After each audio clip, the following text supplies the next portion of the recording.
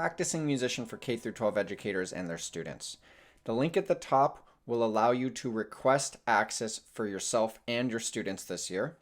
The link in the middle is where you can sign up for a live version of this webinar to ask our educator best practice advisors any questions you may have. All live webinars are completely free. And you may also ask questions by emailing training@practicingmusician.com. Practicing Musician is a social purpose corporation based in Seattle, Washington. Social purpose corporations are a hybrid between a for-profit and a nonprofit company, and Practicing Musician for K-12 educators and their students is our nonprofit division. All K-12 content created by our team and volunteers will be completely free for K-12 music programs forever. You can read more about Practicing Musician in the About Us section of our website. Practicing Musician is easy to use. We offer pre-made assignments so that you don't have to reinvent the wheel. You can distribute our pre-made assignments via the learning management system you already use. And this webinar will show you the features of Practicing Musician and give you some ideas for how to use Practicing Musician in your virtual or hybrid lessons. These same resources can be used once you return to in-person teaching. In other words, this resource is not only to get you through the pandemic, but to support your teaching for years to come. In addition, all K-12 content we create in-house or that our volunteers create will be completely free for K-12 music programs forever. When schools closed in March, the Facebook group Music Educators Creating Online Learning grew to well over 40,000 educators in less than 3 months. Our team observed and felt your stress as you were required to move your classes online overnight. Through our observations, we came to the conclusion that your stress was caused by 4 major issues. The first was that you had to create your own content and assignments, which is extremely time-consuming. Trust us, we've been doing it for 4 years. We know. The second was that you had to learn how to use an overwhelming amount of new tech platforms. The third was that you had trouble holding students accountable, in part because so many districts didn't require student accountability, but also because the tools available were not designed for remote or hybrid learning. And the fourth was that you had trouble engaging students via video conference because ensemble performance is not possible virtually. The Practicing Musician team spent this entire summer working with a large team of volunteer music educators just like yourself to develop solutions to those 4 issues. Before I explain the solution to content and assignment creation, I want to let those unfamiliar with Practicing Musician know that we already offer a library of well over 2,000 video tutorials taught by members of the Seattle Symphony, Pacific Northwest Ballet Orchestra, and other highly respected organizations. Our tutorials are accompanied by notated music and assessment tools. Our solution to quickly generate more tutorials, notated music, and assessment tools is to organize music educator efforts. Doing so will result in the creation of over 10,000 video tutorials with accompanying notated music and assessment tools this coming school year alone. During this webinar, I will reveal our comprehensive strategy to implement this solution.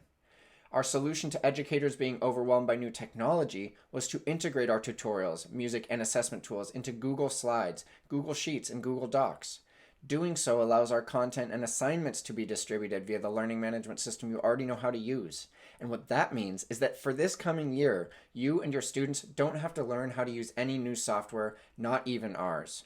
Our solution for the educators who had trouble holding students accountable is that we integrated standards-based assessment tools at every step of the asynchronous learning process. And what this means is that you can easily hold students accountable for the work they do at home. And finally, our solution for educators who had trouble engaging students in the online setting was to develop 23 synchronous learning best practices, each with their own standards-based assessments that allow you to engage and assess every student during every single video conference meeting. The number of synchronous learning best practices that we offer will grow throughout this school year and beyond.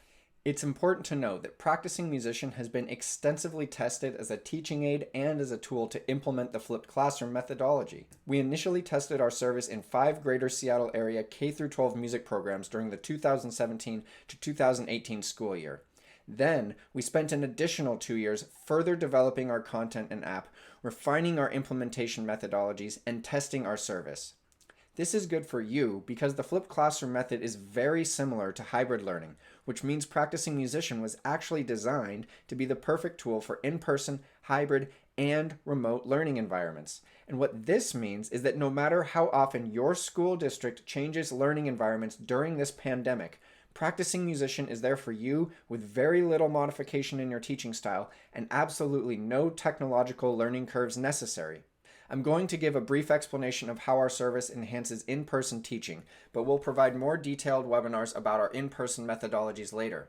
Right now, I know most of you signed up for this webinar to learn about how our asynchronous tools and synchronous learning best practices can make your hybrid or remote learning experience less stressful.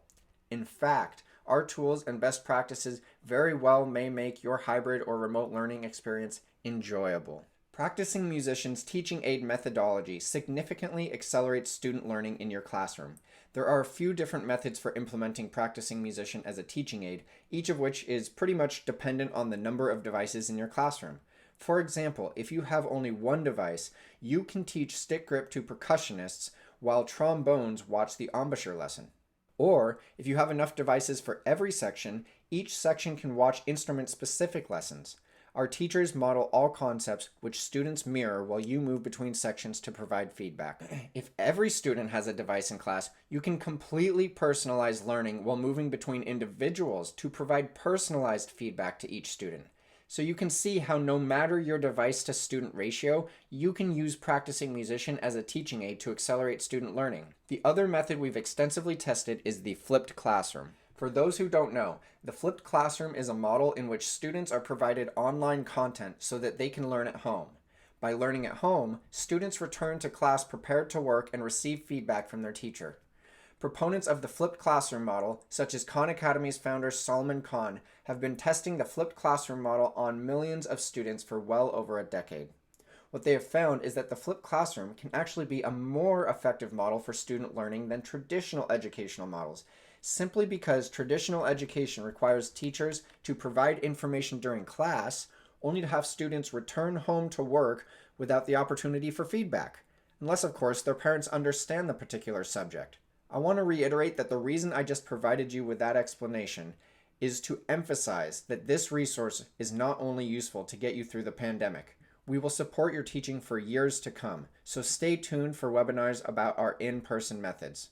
As for asynchronous learning tools, beginning band and orchestra programs already have a full library of content for asynchronous learning. Hundreds of choir and general music educators requested that we create asynchronous tools for their classes as well, so we launched the Music Educator Online Learning Project on July 19th of this year to organize efforts and crowdsource content from music educator volunteers. In the short period of time from July 19th until now, our growing team of educator volunteers has created a phenomenal amount of content. We will continue to create asynchronous content for intermediate and advanced band and orchestra programs, as well as all levels of choir and general music programs. All asynchronous tools created by Practicing Musician or educators like you will be free for use in K-12 music programs forever. For the sake of making your life easier this coming year, our team and educator volunteers like yourself have neatly packaged all of our asynchronous tools into well over 1,000 Google Slides assignments. This is what our Google Slides assignments look like. All asynchronous tools for teaching a single concept are neatly packaged into a single slide. We already have well over 1,000 assignments for beginning concert band and orchestra, with well over 500 on their way within a month. Every slide has space for a video, questions, sheet music, and a developmentally appropriate student practice log.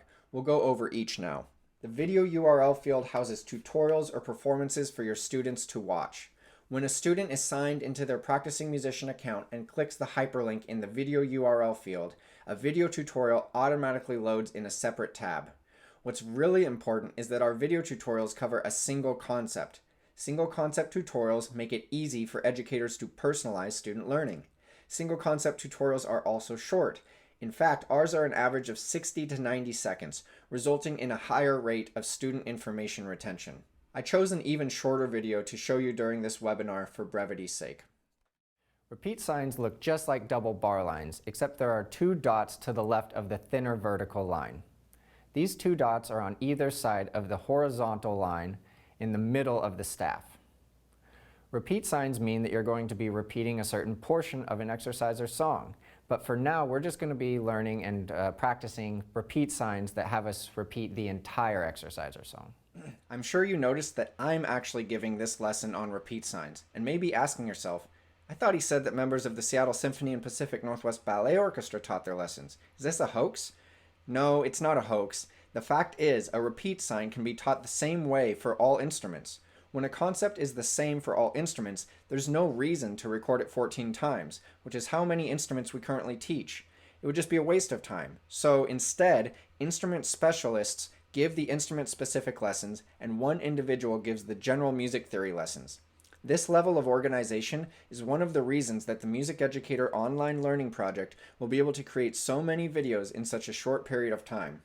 For the free concert band and orchestra content we already offer, our sequence progresses through units starting with picking out your instrument, which is great for parents, getting to know your instrument, Technique 101, Rhythm 101, Pitch 101, Song Library 1, Pitch 102, Scales 101, so on and so forth. You get the point.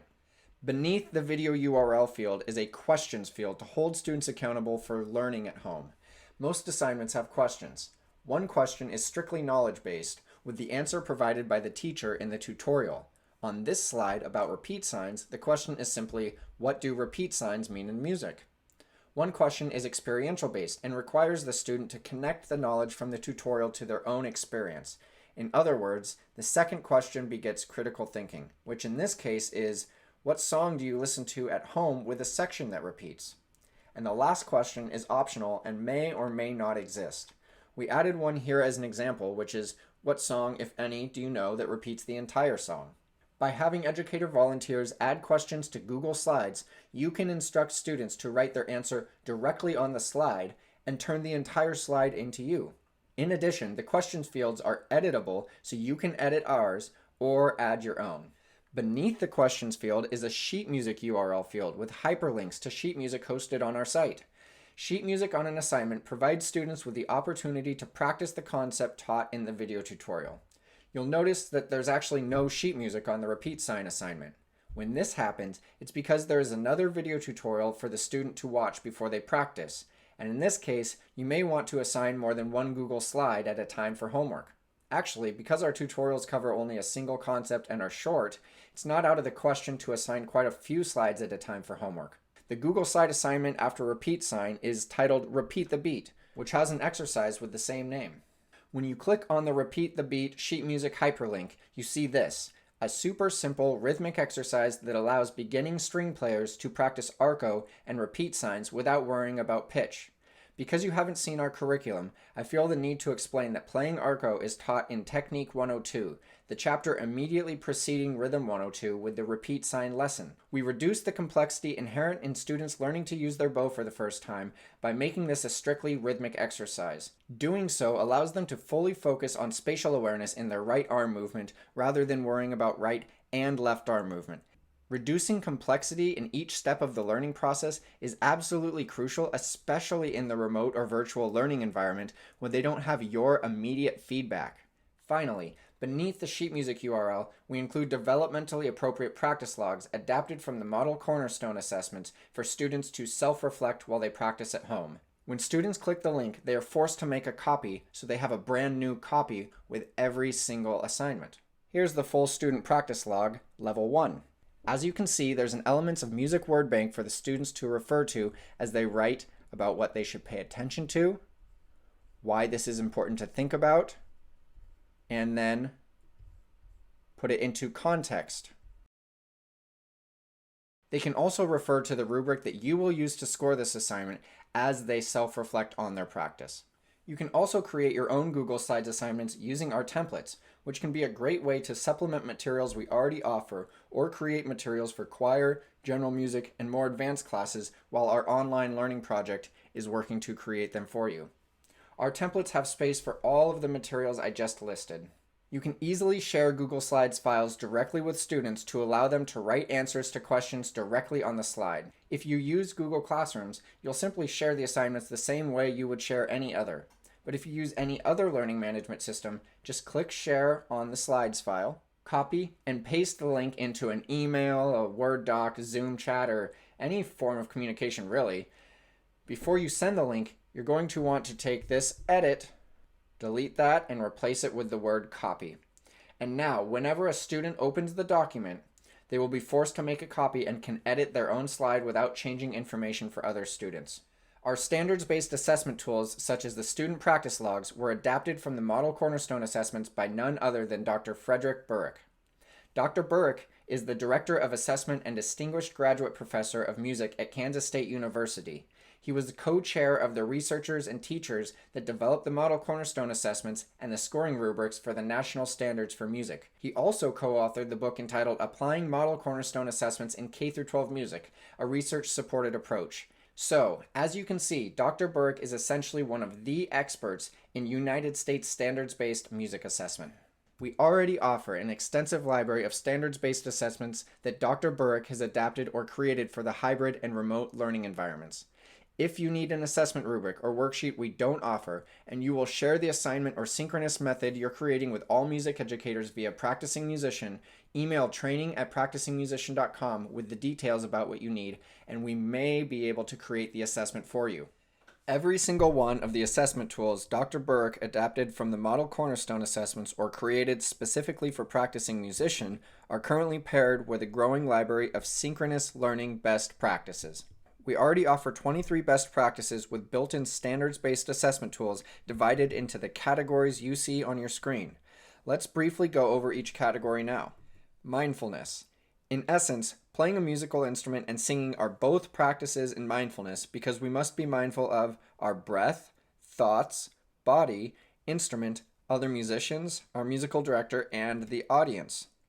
So by constantly relating each point listed on the screen to the qualities of music we intend to bring into existence, we can develop a higher degree of musicality.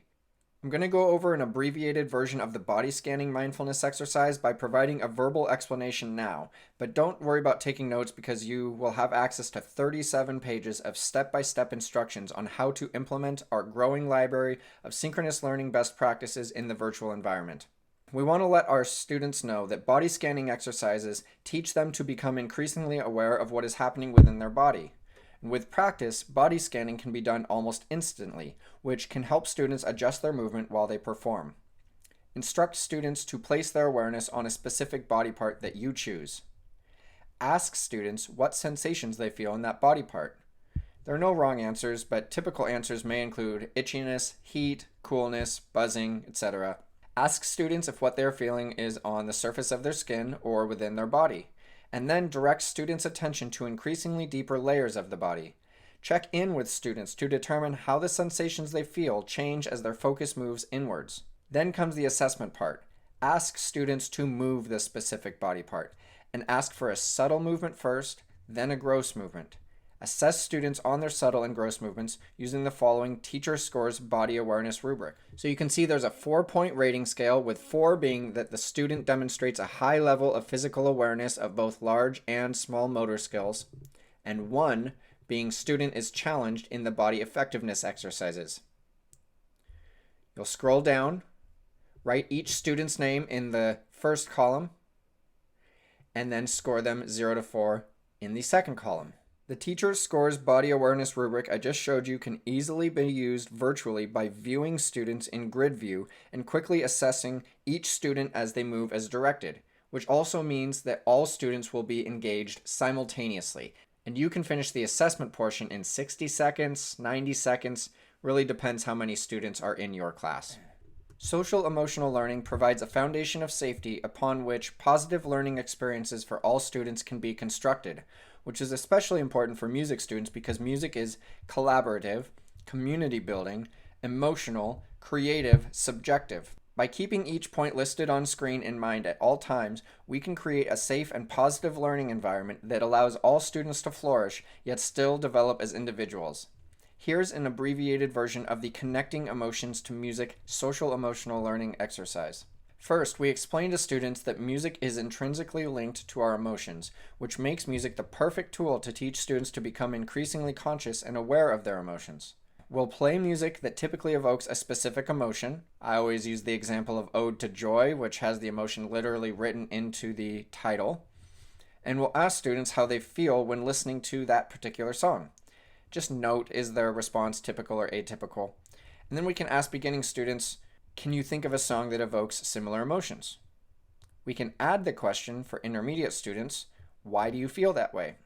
And for advanced students, ask those 3 questions and add what musical qualities evoke the emotions that you're feeling.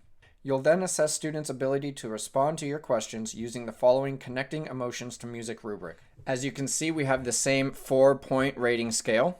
This is adapted from the Model Cornerstone Assessment 5th grade responding, and we are assessing the interpreting qualities, reflection, and their ability to select the best representation of expressive intent. And we scroll down to use the same format that we talked about in the body scanning rubric, listing the students' names, and then scoring them 0 to 4 on each of these qualities, or just 1 if we want to do just 1.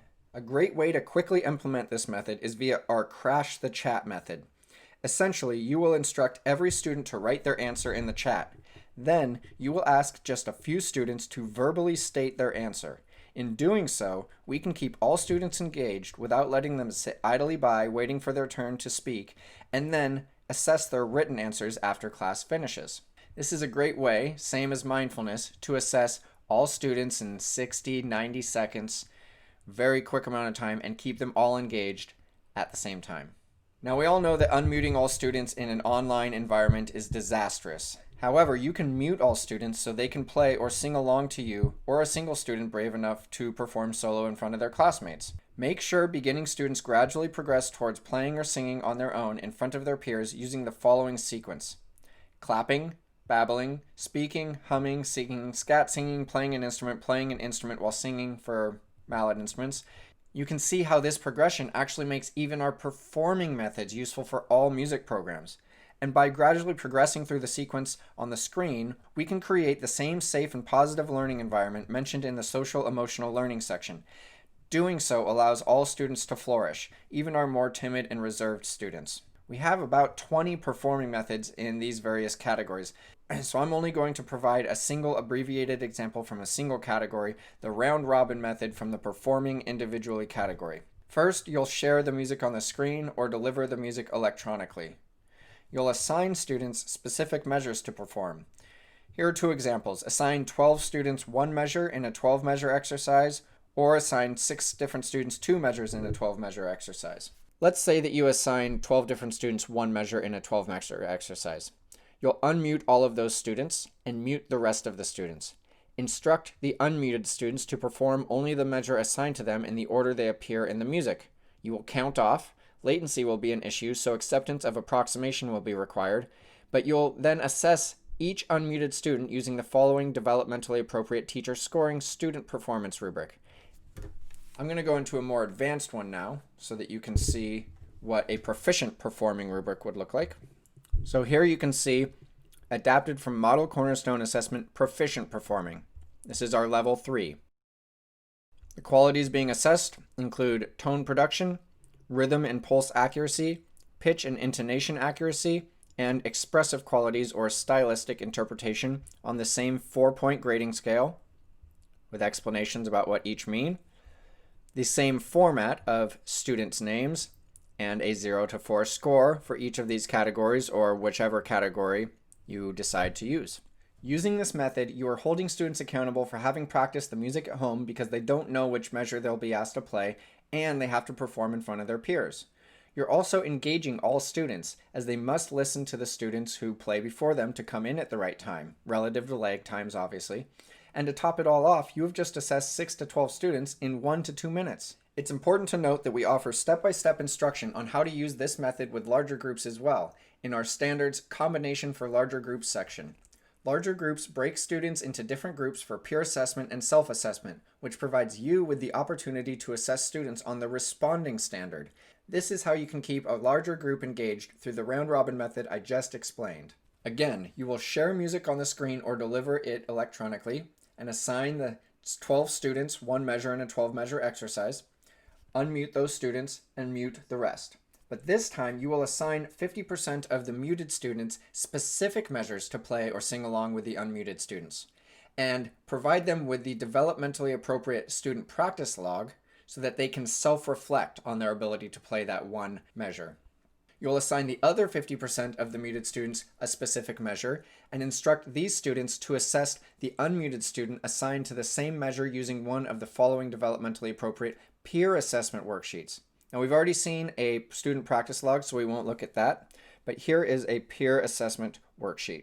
As you can see, this was adapted from the Model Cornerstone Assessment for Intermediate Performing, and the peer will write about the performer's tone quality, performance skills, techniques, expression and style, and rhythm and tonal accuracy.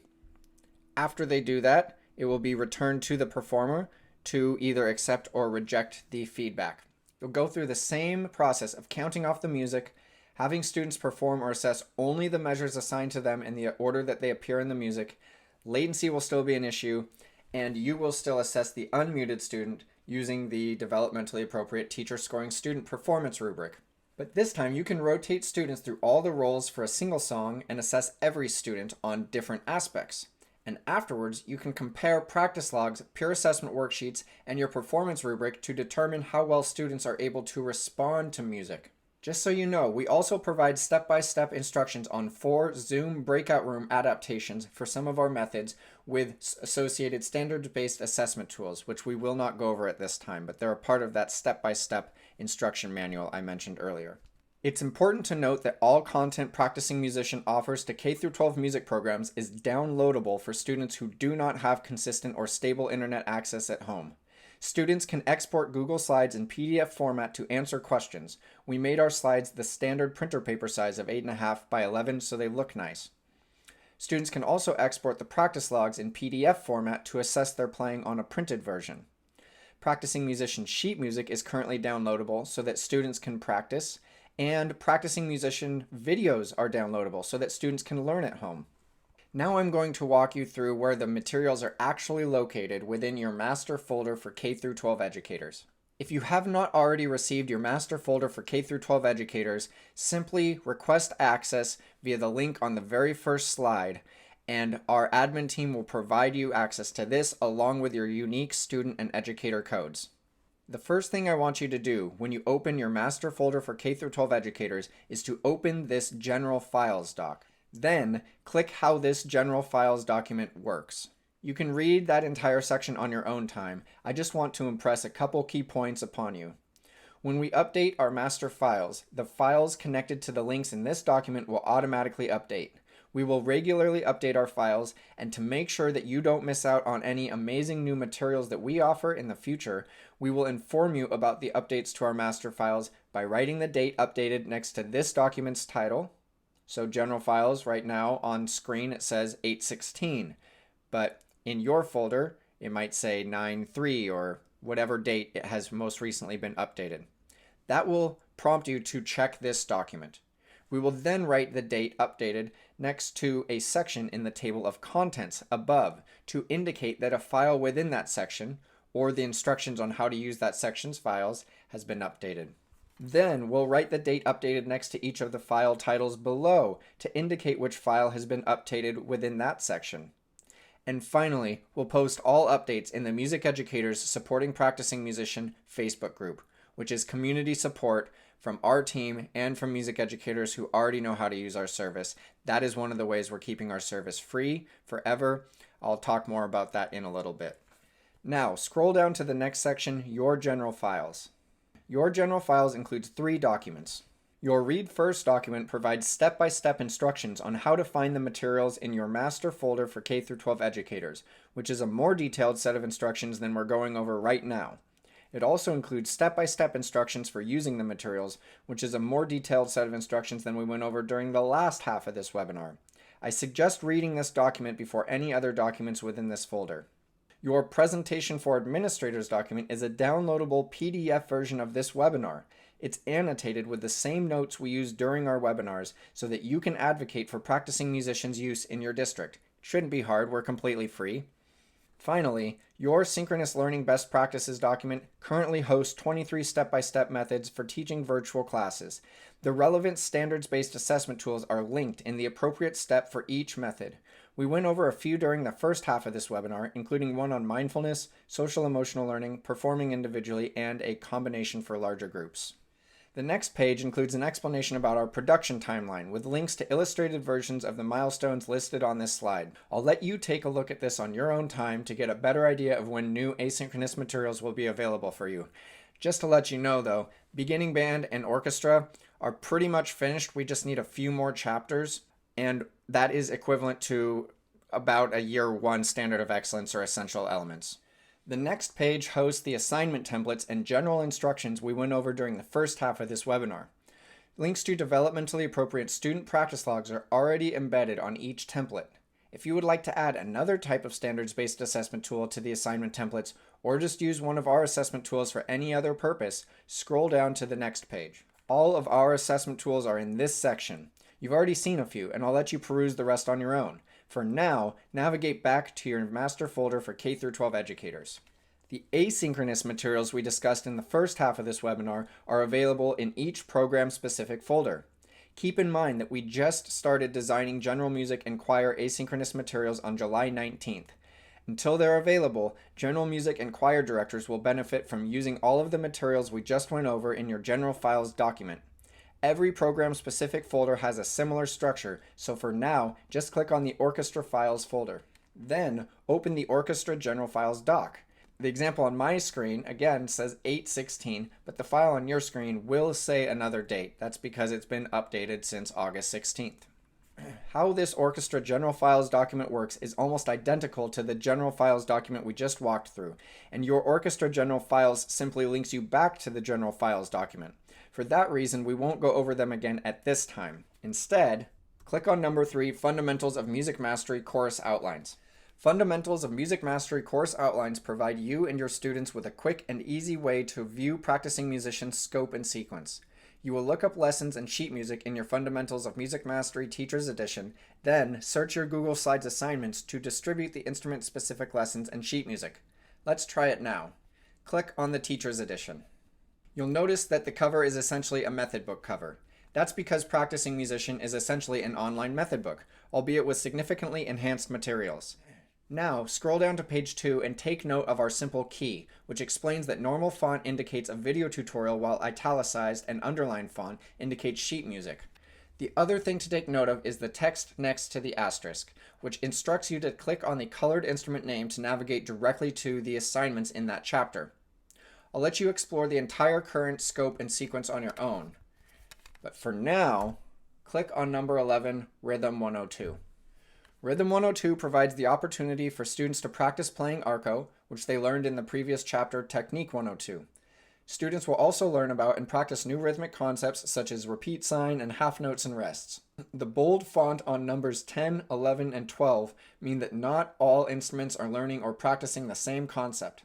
In this case, you will assign violinists, violists, and cellists content that allow them to practice arco on open A, but assign upright bassists content to practice open G. For the sake of time, I'm only going to direct you to one assignment, so let's choose one that all instruments watch. Number 1, repeat sign. You will click the purple colored violin to be taken to the violin assignments in the Rhythm 102 chapter. Now you can do one of two things. The first is to scroll down the left nav bar a short ways to find the assignment with the repeat sign title. The second is to search the document for repeat sign, and Google Slides will navigate directly to that assignment. You can now distribute the neatly packaged assignment to your violin section via the instructions we provided earlier.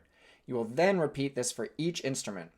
I want to make sure that everybody watching this joins the Music Educators Supporting Practicing Musician Facebook group. The Facebook group is a growing community of practicing musician team members and K-12 educators just like yourself. We are your support team, and eventually you can help support new educators as well, which will allow us to keep our service free forever. As for the online learning project, we always need more volunteers. Our strategy is to reduce each individual's time commitment.